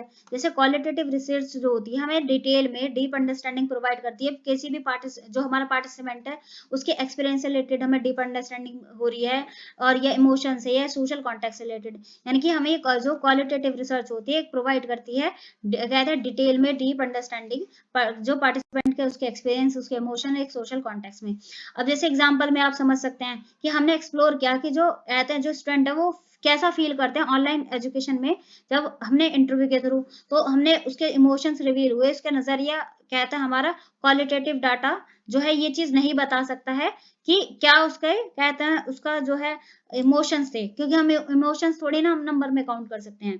बात करते हैं फ्लेक्सिबिलिटी को, तो जो ये अप्रोच होती है ये फ्लेक्सिबल एंड अडेप्टेबल है, अलाउ करती है रिसर्चर्स को चेंज करने में रिसर्च के डायरेक्शंस को, जो उसने अपनी फाइंडिंग है जो ऐसे मिली है उसके बेसिस पे उसके स्टडी के ड्यूरेशन में, तो वो चीज जैसे एग्जाम्पल समझते हैं कि रिसर्चर एक्सप्लोर करता है कि उसे अनएक्सपेक्टेड थीम्स मिले, जो कि उसके जो इंटरव्यू जब उसने कंडक्ट कराया उस टाइम पे, तो वो अपनी स्टडी को एडजस्ट कर सकता है। कैसे एडजस्ट करेगा, एडजस्टिंग द स्टडी का फोकस अकॉर्डिंगली।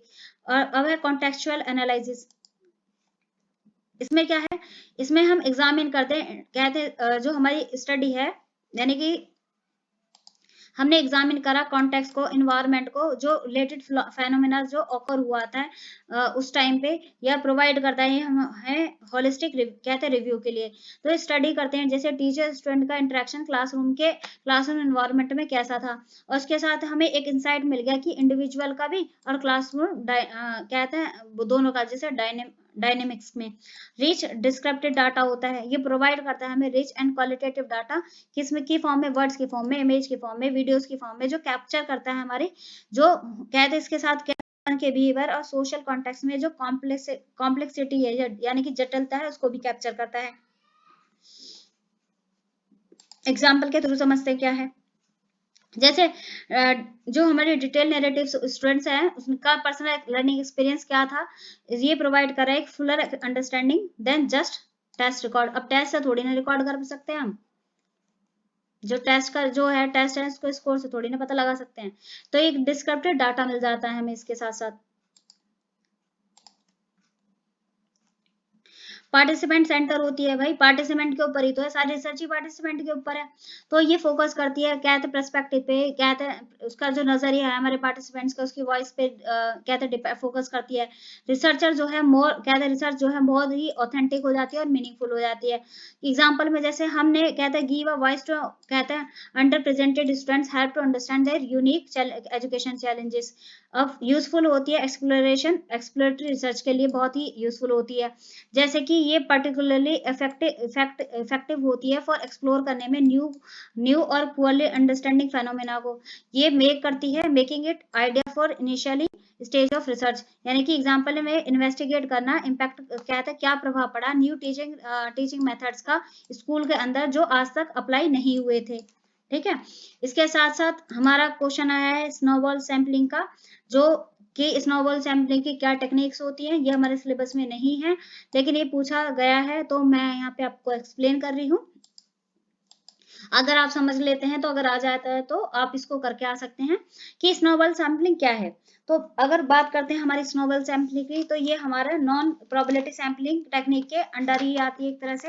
मतलब ये जो स्नोबॉल सैम्पलिंग है ये नॉन प्रोबेबिलिटी सैम्पलिंग टेक्निक है जो कि क्वालिटेटिव रिसर्च के अंडर आती है, यानी क्वालिटेटिव रिसर्च में नो प्रोबेबिलिटी सैम्पलिंग के अंडर स्नोबॉल सैम्पलिंग आती है। ये मतलब ये जो सैंपल है ये हम वहां पे मतलब कर सकते हैं, जैसे हम अपनी स्टडी को हार्ड टू रीच, मतलब स्टडी जो है पहुंचने में, मतलब वहां तक पहुंचने में हमें दिक्कत हो रही है, या पॉपुलेशन हिडन पॉपुलेशन है।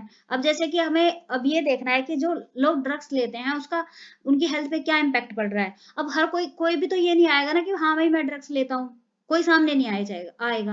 तो ये हमारी हिडन पॉपुलेशन है। तो इस मेथड का हम जो है इस मेथड का हमने अपने इनिशियली जो पार्टिसिपेंट्स हो आइडेंटिफाई कर लिया और उससे बोला कि भाई तू आगे वाले जो कहते हैं ना, उसने पूछा कि भाई क्या क्या तुम अदर पार्टिसिपेंट्स को रेफर कर सकते हो। उसने कहते वो आए हमारे पास, फिर उन्होंने और आगे वाले पार्टिसिपेंट्स को मैं भेज दिया। कहते हैं ना कि वो एक मूवी में हमारा है भी है कि तुम 3 लोगों की मदद करो, वो कहते हैं उनसे बोलो कि वो 3 लोगों की मदद करेंगे, फिर वो और 3 लोगों की मदद करेंगे। तो ये स्नोबॉल सैंपलिंग इसी तरीके से होती है।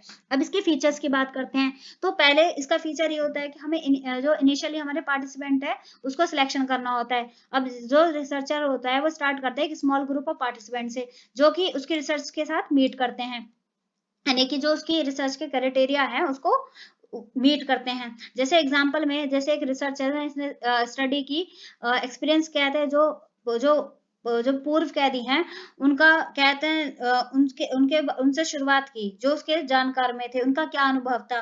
तो इस तरीके से हो गई हमारी। तो ये इनिशियली हमारे जो पार्टिसिपेंट्स है, इनिशियली पार्टिसिपेंट सिलेक्शन होता है। अब है ये रेफरल चेन की तरह काम करते हैं। भाई मैंने ये तो बोला कि तुम 3 लोगों की मदद करो, वो आगे वाले 3 हमें बताएंगे, फिर आगे वाले 3 हमें बताएंगे। तो ये ईच पार्टिसिपेंट जो है दूसरे पार्टिसिपेंट्स को कहते हैं जो भी हमारे जो क्राइटेरिया में फिट करता है उसको कहते हैं प्रेफर करता है। फिर न्यू पार्टिसिपेंट्स कहते हैं फिर आते हैं पार्टिसिपेंट्स जो है उसी चीज को कंटिन्यू कर देते हैं। तो यानी कि जो हमारी इनिशियल जैसे एग्जांपल में इनिशियल पार्टिसिपेंट्स उसने रिकमेंडेड किया अदर पार्टिसिपेंट जिसका सिमिलर एक्सपीरियंस था, और वो एक्सपेंडिंग करेंगे सैंपल को। इसके साथ ये यूज किया जाता है हार्ड टू रीच पॉपुलेशन पे, मतलब ऐसी जो पॉपुलेशन है जिसपे पहुंचना हमारा मुश्किल है, छुपी हुई है, मार्जिनलाइज्ड है, जिससे हम अपने ट्रेडिशनल मेथड से उन तक नहीं पहुंच सकते हैं। तो रिसर्चर जैसे मैंने एग्जांपल ड्रग्स वाला बताया था आपको, कि रिसर्चर जो है स्टडी कर रहे हैं ड्रग यूजर्स पे, इंडिविजुअल्स पे जो कहते हैं किसी रेयर डिसीज से मतलब जूझ रहे हैं। तो हम इसमें अपना स्नोबॉल सैम्पलिंग कहते हैं मेथड यूज कर सकते हैं। अब बात करते हैं हमारा एक्यूमुलेटेड प्रोसेस। तो ये जो स्नोबॉल सैम्पलिंग है इसमें नंबर ऑफ पार्टिसिपेंट्स जो है बहुत तेजी से ग्रो करते हैं, और ये हमारा जो प्रोवाइड करता है रिच डाटा को डाइवर्स ग्रुप ऑफ इंडिविजुअल्स में से। बात इसके फायदे क्या है भाई, हमारी जो कहते हैं हिडन पॉपुलेशन है या हार्ड टू रीच कहते हैं रीच में एक्सेस करने में मदद करता है, और ये एक तरह से नेटवर्क की तरह काम करता है, जो कि कई बार जो है हमारे लिए डिफिकल्ट भी हो सकता है। अब बात करते हैं 2023 के क्वेश्चंस पे कि 2023 में हमारा पूछा गया है कि रिसर्च क्या है, उसकी मेथोलॉजी और रिसर्च मेथड में क्या फ़र्क है, उसे बताइए। तो हमारा जो फ़र्क देखते हैं, तो मेथड्स क्या है, मेथोलॉजी क्या है? देखो मेथड्स हमारे क्या होते हैं, जो टेक्निक्स होते हैं, प्रोसीजर्स होते हैं, जो कि यूज़ किया जाता है डाटा को कलेक्ट करने में, एनालाइज़ करने में। और मेथोलॉजीज़ क्या होती है, ये ओवरऑल अप्रोच होती है, जो कि बिहाइंड चूज करने में, यानी कि चूज करने में पर्टिकुलर मेथड को, उसके पीछे जो अप्रोचेज है वो, ठीक है। अब मेथड्स क्या होते हैं, डील करते हैं हाउ ऑफ रिसर्च, यानी कि कैसे हम रिसर्च करेंगे अपनी। तो कहते हैं सर्वे मेथड, इंटरव्यू मेथड या एक्सपेरिमेंट मेथड। लेकिन ये डील करती है मेथोलॉजी हमारी कि व्हाट, व्हाई एंड व्हाट, कि मतलब क्यों इस मेथड को यूज कर रहे हैं और क्या है ये, है ना। तो इसमें अब ये एक प्रैक्टिकल एस्पेक्ट होता है भाई, उसे यूज करेंगे, इन टूल्स का हम कंडक्ट करेंगे अपने रिसर्च में, इनका यूज करेंगे। ये एक थ्योरेटिकल इन नेचर होता है, ये एक्सप्लेन करती है भाई क्या लॉजिक है, क्या प्रिंसिपल्स है इस मेथड के पीछे। अब जैसे एग्जांपल में, जैसे हमने यूज किया क्वेश्चन अपने डाटा को डाटा कलेक्ट करने में फ्रॉम स्टूडेंट्स, लेकिन मेथोलॉजी में ये जस्टिफाई करेगा कि ये मेथड कौन सा मेथड है, क्वालिटेटिव मेथड है, क्वांटिटेटिव मेथड है, या कैसा मेथड है। इसके जैसे कि जस्टिफाई करा है ये क्वालिटेटिव अप्रोच, कहते जो है सुटेबल होगी, कहते अगर हम कहते स्टूडेंट के बिहेवियर को स्टडी करना चाहते हैं। तो आपको बहुत अच्छे से समझ में आ गया होगा कि ये प्रैक्टिकल एस्पेक्ट है, ये थ्योरेटिकल एस्पेक्ट है, ये हाउ पे कहते हैं रिलाई करता है, हाउ को डील करता है, ये व्हाई और व्हाट को डील करता है, ये टेक्निक एंड प्रोसीजर्स है, ये ओवरऑल अप्रोच है, क्यों कहते हैं इसके पीछे क्यों से चूज कर रहे हैं, इसका एक बिहाइंड रीजन होता है, एक तरह से अप्रोच है, क्यों चूज कर रहे हैं भाई, एक तरह से वो है। देखिए रिसर्च, यहाँ पे भी देखिए क्या समरी है, समरी है रिसर्च मेथड क्या है, एक टूल है, टेक्निक है जो यूज की जाती है रिसर्च को कंडक्ट करने में। मैथोलॉजी क्या है, एक ब्रॉड स्ट्रेटेजी है जो एक्सप्लेन करते हैं how research is planned and conduct and justify, कैसे रिसर्च प्लान की जाएगी, कंडक्ट की जाएगी और जस्टिफाई की जाएगी। अब देखिए मैंने आपको पहले भी बताया था कि हाइपोथेसिस से क्वेश्चन आपका आना ही आना है, तो हाइपोथेसिस से क्वेश्चन ये फिर से आया है 2023 में, ऊपर भी आ रखा था, आपने देखा भी होगा कि हाइपोथेसिस क्या होता है। हमने पहले ही डिस्कस कर लिया कि हाइपोथेसिस एक टेंटेटिव, एक प्रोडक्टिव स्टेटमेंट होती है जो पॉसिबली रिलेशनशिप कहते हैं, जो कहते हैं टू और मोर वेरिएबल्स में होती है, वो बताती है। अब इसे जो रिसर्चर होता है वो जो साइंटिफिक इन्वेस्टिगेशन करता है। हाइपोथेसिस जो है डायरेक्शन देती है रिसर्चर्स को एक स्पेसिफिक एस्पेक्ट में, उसके प्रॉब्लम को कहते हैं एक स्पेसिफिक डायरेक्शन देती है कि भाई इस डायरेक्शन में हमें काम करना है, और ये सजेस्ट भी करते हैं कि ये आउटकम हो सकते हैं। इसके क्या फीचर है भाई, हाइपोथेसिस टेस्टेबल होनी चाहिए, भाई प्रीवियस नॉलेज पे है, टेस्टेबल होनी चाहिए, ऐसी थोड़ी ना कुछ भी हाइपोथेसिस बना देंगे।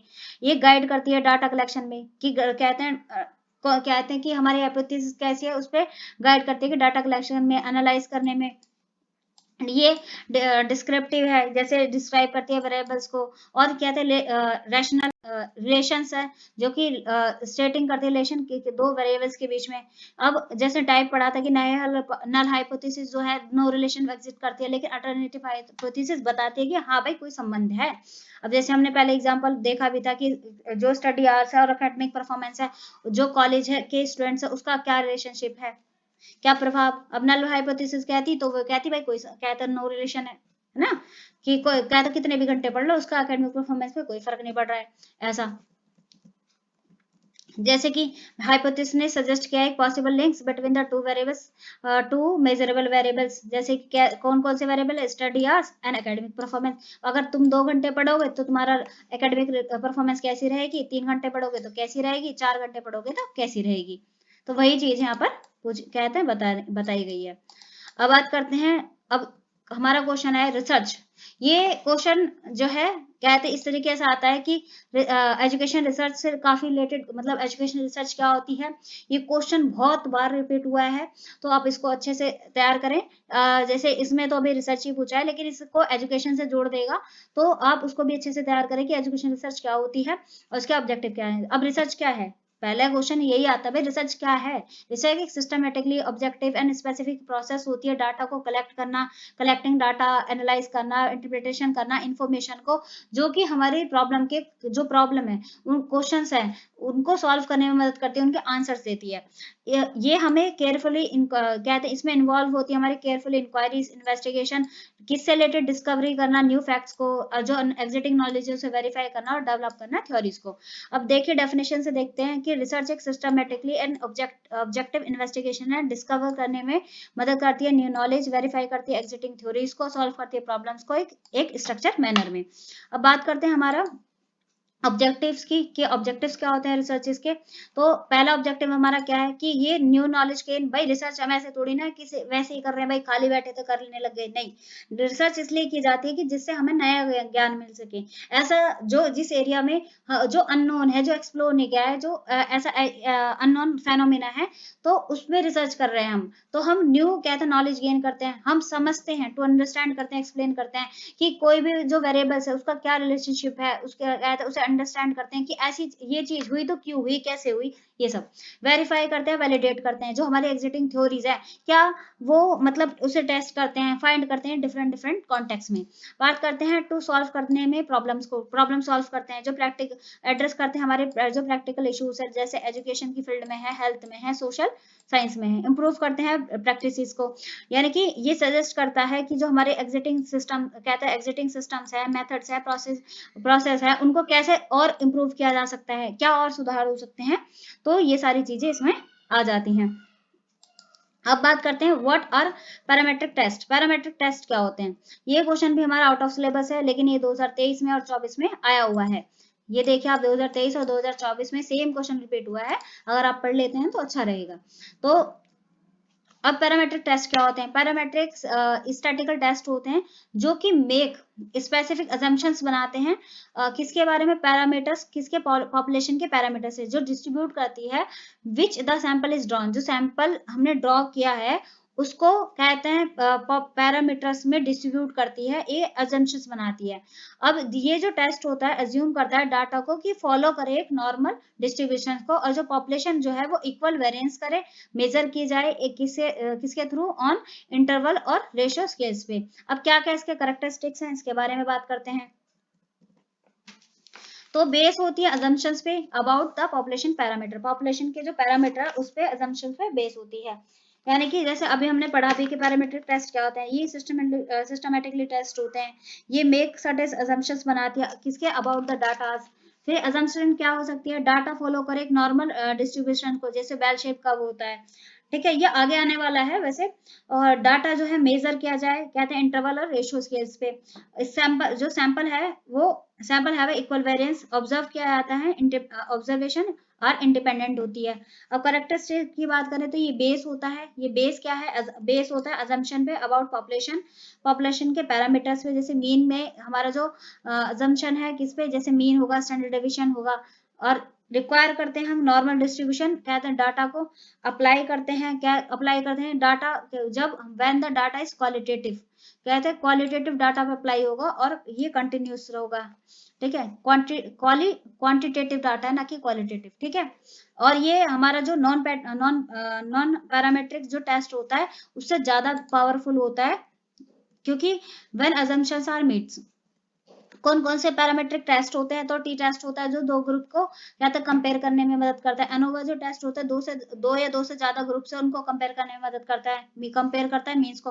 और पर जो कहते हैं पर्सन्स कहते हैं कोरिलेशन है, वो मेजर करता है स्ट्रेंथ और डायरेक्शंस को of the relationship between two continuous variable में। और जो जेड टेस्ट होता है ये हमारे इसमें जो है सैंपल साइज बहुत लार्ज होता है, अदर पॉपुलेशन होती है वो वेरिएंस जो है नॉन होता है। अब बात करते हैं 2024 के क्वेश्चंस पे कि 2024 में कौन कौन से क्वेश्चन पूछे गए हैं। तो 2024 में हमारे पूछा गया है कि क्या नीड्स होती है एजुकेशन रिसर्च की इन स्पेशल एजुकेशन में। भाई स्पेशल एजुकेशन में कहते हैं विशेष शिक्षा में जो शैक्षिक अनुसंधान की क्या आवश्यकता है। अगर हम एजुकेशन रिसर्च की बात करें स्पेशल एजुकेशन में, तो ये बहुत ही इंपॉर्टेंट है ये समझने में, एड्रेस करने में, कि ये जो यूनिक नीड्स है किसकी, कहते हैं लर्नर्स की, जो डिसेबिलिटीज है, जो भाई जो बच्चे विजुअली कहते हैं जिनकी आंखें खराब है या कान खराब है या कोई दिक्कत है, तो वो जो डिसेबिलिटीज हैं उनकी क्या यूनिक नीड्स है, उनकी क्या अलग कहते हैं नीड्स है, तो उनके संदर्भ में हम शोध करते हैं, उनको समझ पाते हैं। अब भाई देखो हर बच्चे को एक साथ नहीं, एक मेथड से नहीं पढ़ाया जा सकता ना, जो बच्चा देख ही नहीं सकता तो उसके लिए जो चीज मतलब हम कोई स्क्रीन पर कोई चीज दिखा रहे हैं तो उसका क्या बेनिफिट, ठीक है, तो वो उसके हिसाब से हमें कहते हैं टूल्स का यूज करना पड़ेगा, मेथड्स का यूज करना पड़ेगा, तो वो सारी चीजें। तो यानी कि जो एजुकेशन रिसर्च है स्पेशल एजुकेशन में, ये अंडरस्टैंड करने में, एड्रेस करने में मदद करती है जो डिसेबल्ड पर्सन है, लर्नर्स है, उनकी यूनिक नीड्स क्या है। ये इंप्रूव करती है टीचिंग की स्ट्रेटेजीज को, लर्निंग एनवायरमेंट्स को, सपोर्ट करती है हमारी सर्विसेज फॉर स्टूडेंट जो स्पेशल नीड के साथ में। अब बात करते हैं इसकी क्या हमारी क्या जरूरत है इस रिसर्च की, है ना। तो बात करते हैं ये डेवलप करती है इफेक्टिव टीचिंग मेथड्स को। अब रिसर्चर कहते हैं हेल्प करते हैं, आइडेंटिफाई करते हैं हमारी इंस्ट्रक्शनल स्ट्रेटेजीज को, जो कि हमारे जो डिफरेंट टाइप के डिसेबल्ड जो लर्नर है उनकी नीड्स को लिए जो इंस्ट्रक्शनल स्ट्रेटेजी है उनको आइडेंटिफाई करते हैं, जैसे विजुअल्स है या हेयरिंग है या लर्निंग डिसेबिलिटीज है। अब इसके साथ देखते हैं कि ये जो हमारे इंडिविजुअलाइज लर्निंग प्लान्स है ये सपोर्ट करती है हमारी, जैसे कि जो स्पेशल नीड्स है, जो एबिलिटीज है हर बच्चे की, उसके हिसाब से कौन सा प्रोग्राम, जैसे हम पर्सनलाइज एजुकेशन प्रोग्राम क्रिएट कर सकते हैं जो कि उनकी लर्निंग को सपोर्ट करे। इंप्रूव करती है हमारे असिस्टिव टेक्नोलॉजी एंड टूल्स को, जैसे कि रिसर्चर्स ने डिजाइन किया है हमारे कैसे कौन से जैसे स्पीच टू टेक्स्ट सॉफ्टवेयर है या कहते हैं ब्रेल डिवाइसेस हैं, तो उनमें और सुधार किया जा सके जिससे कि उनकी लर्निंग जो है हमारी अच्छी हो सके। यानी कि ऐसे और मेथड्स लेके आए जिससे बच्चे और अच्छे से सीख पाए। ये हमारी इन्फॉर्म करती है पॉलिसीज को और करिकुलम डेवलपमेंट है।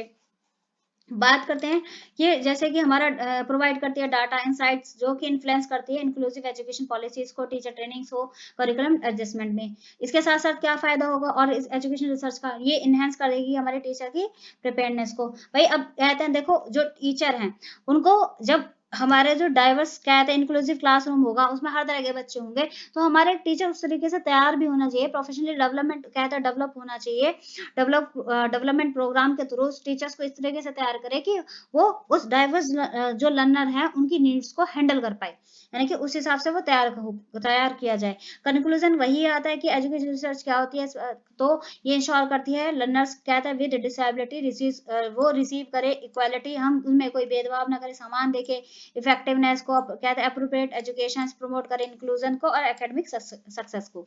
ठीक है, अब बात करते हैं वही फिर से कि क्वालिटेटिव रिसर्च क्या होती है। हमने पढ़ा था नेचुरल सेटिंग में होती है, पार्टिसिपेंट सेंटर होती है, डिस्क्रिप्टिव एंड डिटेल होती है, फ्लेक्सिबल होती है, इंटरप्रिटेटिव होती है, होलिस्टिक होती है, जो कि हमने एक एग्जांपल से ऊपर समझा भी था। अब बात करते हैं साइंटिफिक मेथड क्या होता है, कहते हैं एक्सप्लेन करें साइंटिफिक मेथड इन रिसर्च। तो इसमें जो साइंटिफिक मेथड है, तो रिसर्च में क्या साइंटिफिक मेथड क्या होता है, सिस्टमैटिकल हो, लॉजिकल हो, ऑब्जेक्टिव अप्रोच हो, जिसका यूज किया जाए इन्वेस्टिगेट करने में, प्रॉब्लम को कलेक्ट करने में डाटा और ड्रॉ करें कंक्लूजन। ये किस पे बेस होगी, ऑब्जर्वेबल होगी, मेजरेबल होगी और एम्पिरिकल एविडेंस होंगे। स्टेप्स की बात करें हमारी तो क्या क्या स्टेप्स आएंगे हमारे, तो हमारे स्टेप्स आएगा कि हम पहले अपने कहते हैं प्रॉब्लम को आइडेंटिफाई करेंगे, लिटरेचर ऑफ रिव्यू करेंगे, कहते हैं फॉर्मुलेट करेंगे हाइपोथेसिस को, डाटा कलेक्शन करेंगे, डाटा को एनालाइज करेंगे और कंक्लूजन इंटरप्रिटेशन करेंगे और रिपोर्ट बनाएंगे। तो ये मैंने आपको स्टेप्स पहले ही पढ़ा दिए हैं, तो मैंने यहाँ पे सिर्फ हेडलाइंस को डिस्कस किया है आपके साथ में। अब इसके क्या फीचर्स होंगे, अब हमारी रिसर्च साइंटिफिक होगी तो वो ऑब्जेक्टिव होगी और अनबायस होगी, रिप्लिकेबल होगी, सिस्टमेटिक होगी, उसका जो है कहते हैं मतलब अगर हम दोबारा से भी उसे करते हैं तो उसका रिजल्ट सेम ही आएगा, एविडेंस बेसिस होगी। अब कोई बात हम ऐसे ही थोड़ी ना बोल रहे होंगे, ठीक है। अब है लॉन्गिट्यूडनल और क्रॉस सेक्शन रिसर्च स्टडी में क्या डिफरेंस होता है, तो ये क्वेश्चन मतलब अब अभी तक एक ही बार आया है, लेकिन आप इसको अच्छे से कर लें, संभावना है इसकी आने की। तो बात करते हैं लॉन्गिट्यूडनल और क्रॉस सेक्शनल। भाई लॉन्गिट्यूडनल स्टडी में और क्रॉस सेक्शनल स्टडी में क्या डिफरेंस है, अभी ये समझते हैं। भाई मैं आपको एक एग्जांपल से समझाती हूँ कि लॉन्गिट्यूडनल मतलब होता है एक लंबे समय तक एक वेरिएबल के साथ एक पार्टिसिपेंट्स के साथ जुड़े होना, और क्रॉस सेक्शनल में हम अलग अलग कहते हैं देखते हैं। यानी कि जैसे एग्जांपल करते हैं कि जो इसका टाइम फ्रेम है, वो जो डाटा कलेक्शन के लिए data is collected over a extended period, यानी कि मतलब डाटा कलेक्ट करने के लिए हम एक साल में डाटा नहीं कहते, ईयर्स है, डिकेड्स लगे हैं कहते हैं। जैसे हमने देखा कि कोई जो बच्चा है मतलब 6-7 साल के बच्चा है, वो स्कूल में एडमिशन लेता है, उसकी परफॉर्मेंस का क्या मतलब क्या प्रभाव पड़ रहा है, कि क्या उसकी परफॉर्मेंस जो आज है क्या वो कहते कॉलेज टाइम तक वैसी रहेगी, तो हमें उसी पर कहते उसी को देखना होगा ना पूरा, क्योंकि मतलब हाँ उसकी क्या परफॉर्मेंस हो रही है, क्या क्या चीजें चेंजेस हो रही है। तो वो एक हो गई लॉन्गिट्यूडनल, यानी कि यहाँ पे हम एक ही वेरिएबल को एक लंबे टाइम तक देखते रहते हैं, लेकिन यहाँ पे हमारे क्रॉस सेक्शन में हमारे वेरिएबल्स कहते कई सारे हो सकते हैं। जैसे यहाँ पे जो डाटा कलेक्टर होता है वो एक सिंगल पॉइंट पे डाटा कलेक्ट हो जाता है इन टाइम में और ओवर अ शॉर्ट पीरियड में। इसका पर्पस क्या होता है, ये ऑब्जर्व करते हैं चेंजेस को ओवर अ टाइम, टाइम के साथ क्या चेंजेस होते हैं, कॉज एंड इफेक्ट रिलेशनशिप देखते हैं। देखिए ये प्रोवाइड करते हैं कहते हैं स्नैपशॉट वेरिएबल्स का एक पर्टिकुलर मूवमेंट्स में। ये डाटा कलेक्शन कैसे होता है कि data collected repeatedly from the same subject, यानी कि सेम सब्जेक्ट के बारे में at a different point in time, यानी कि डिफरेंट डिफरेंट टाइम में। भाई कहते हैं जब वो छोटा था तो कैसा था, फिर वो 15 साल का हुआ कैसा हुआ, फिर वो 20 का हुआ तो कैसा हुआ, फिर 45 का हुआ तो कैसा हुआ। ये एक लॉन्गिट्यूडिनल स्टडी है। एक क्रॉस सेक्शनल स्टडी में हम डाटा कलेक्ट कर रहे हैं डिफरेंट इंडिविजुअल्स में। हमने देख लिया भाई उसके जो 15 साल के 15 साल एज के जो 15 साल के जो एज के बच्चे हैं उन सभी में देख लिया भाई क्या क्या उसमें क्या क्या डिफरेंसेस आ रखे हैं। तो ये डाटा कलेक्ट किया जाता है डिफरेंट इंडिविजुअल्स का ग्रुप का एक वन पॉइंट इन टाइम पे। एग्जाम्पल में स्टडी करी है हमने, इम्पैक्ट देखा कि हेल्थ का इंटरवेंशन का ऑन इंडिविजुअल 5 साल में कितना फर्क पड़ रहा है, क्या फर्क पड़ रहा है। और यहाँ पे हमने देख लिया कि सर्वे क्या कि एकेडमिक परफॉर्मेंस क्या है स्टूडेंट का डिफरेंट ग्रेड्स लेवल का एक ही टाइम पर।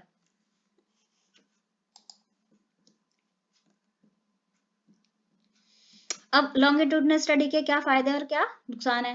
तो लॉन्गिट्यूडनल स्टडी क्या तो ऑब्जर्व की जाती है, क्या ऑब्जर्व की जाती है चेंज ओवर अ टाइम। तो लॉन्गिट्यूडनल जो है observe change over a time, track करते हैं हम इंडिविजुअल्स के ग्रुप्स को एक लॉन्ग पीरियड में कहते हैं, और अलाउ करते हैं रिसर्चर्स को ऑब्जर्व करने में लॉन्ग कहते हैं टर्म डेवलपमेंट एंड चेंजेस को। इसके साथ cause and effect relationship establish होता है। स्टडी करते हैं वेरिएबल्स का ओवर अ टाइम, और ये हेल्प करने में मदद करता है कि क्या कॉज और इफेक्ट है, रिलेशन क्या है बिटवीन वेरिएबल्स, वेरिएबल्स के बीच में क्या कॉज एंड इफेक्ट का रिलेशनशिप है। ये कंपैरेटिव डाटा कंप्रिहेंसिव डाटा होता है, ये हमें डिटेल इंफॉर्मेशन प्रोवाइड करता है जो टाइम के साथ साथ जो चेंजेस हो रहे हैं। ठीक है, ये लॉन्ग टर्म ट्रेंड्स होती है, यानी कि हेल्प करती है आइडेंटिफाई करने में लॉन्ग टर्म ट्रेंड्स को, पैटर्न्स को, जो कहते हैं would not be disable in short time, जो कहते हैं एक छोटे समय में ट्रेंड्स हम नहीं देख सकते हैं। अब बात करते हैं डिसएडवांटेजेस की, क्या क्या नुकसान है इसके।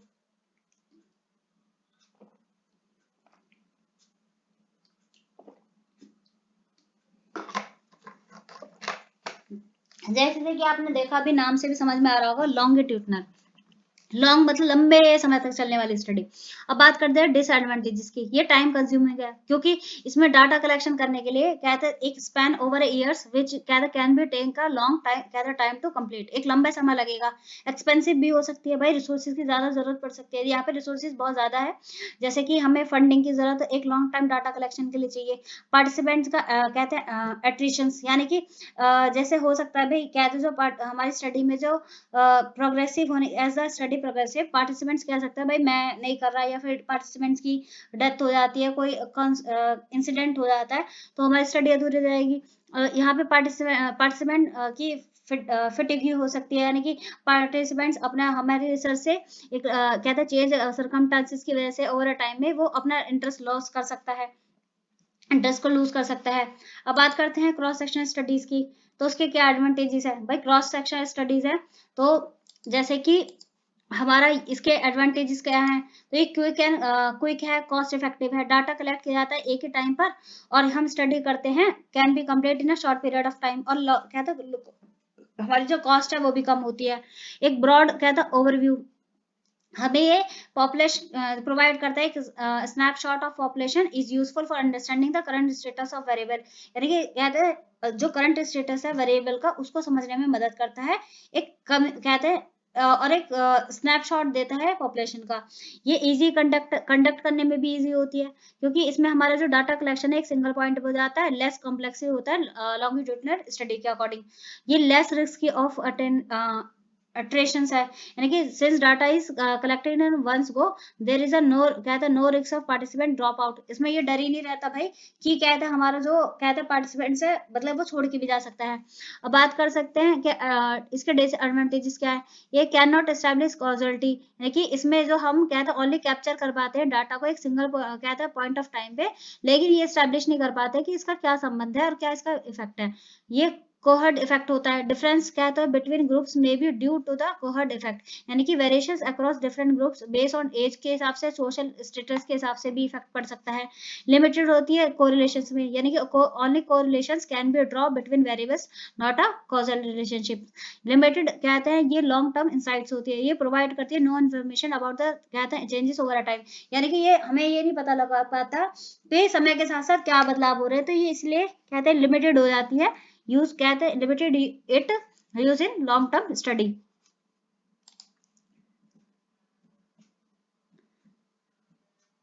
तो हमारे यहाँ पे वेरी शॉर्ट क्वेश्चन आंसर 2019 से लेकर 2000 हमने 2019 से 2024 तक के सभी वेरी शॉर्ट क्वेश्चन डिस्कस कर लिए हैं। मैंने आपको ये भी बता दिया है कि कौन कौन से क्वेश्चन रिपीट हुए हैं, तो आप इनको अच्छे से तैयार करके जाएं। All the best for your exams, और हमारे चैनल से कनेक्टेड रहें, लाइक करें, सब्सक्राइब करें। Thank you.